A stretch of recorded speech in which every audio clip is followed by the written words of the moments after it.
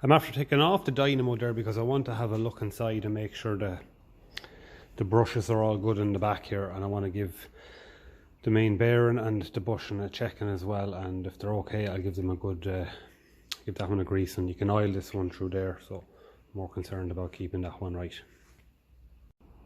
The brushes look mighty.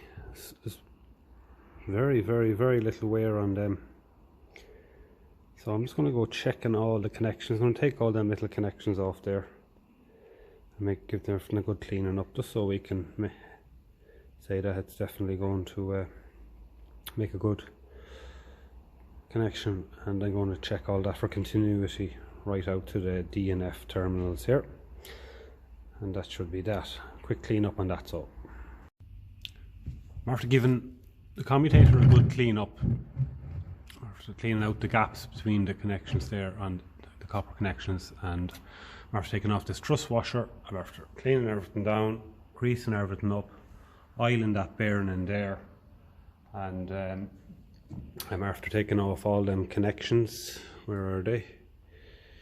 And polishing everything up with sandpaper and putting a bit of grease into that bearing. And then I realised I should probably go ahead and clean this up a bit better before I do that, so I'm going to wash out all that grease and clean up in here a lot better in the casing, and then I'll put it back together. Another little mod I'm after doing is these brakes. Problem with these is the pedals don't often return back to the stop position. So now these foot pegs were kind of rubbing against this rod here, this pedal. So what I'm after doing is I'm after taking a nice original Ferguson, actually off a Ferguson 20, that bracket in there, and this bracket there on the back is a Ferguson 20 bracket as well, and I put a longer pin through here, one from a Ferguson 20 brake rod, and that allowed me to fit the bracket on the back and put a split pin through it.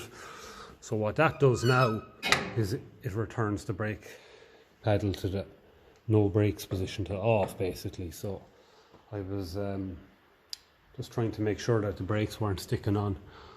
I've never seen those pedals this high, and it's not too hard to press it either. That's the main thing. So that's just another little mod. The dynamo is back on, and belt is tensioned up, so I'm confident now that that is going to be working as it should.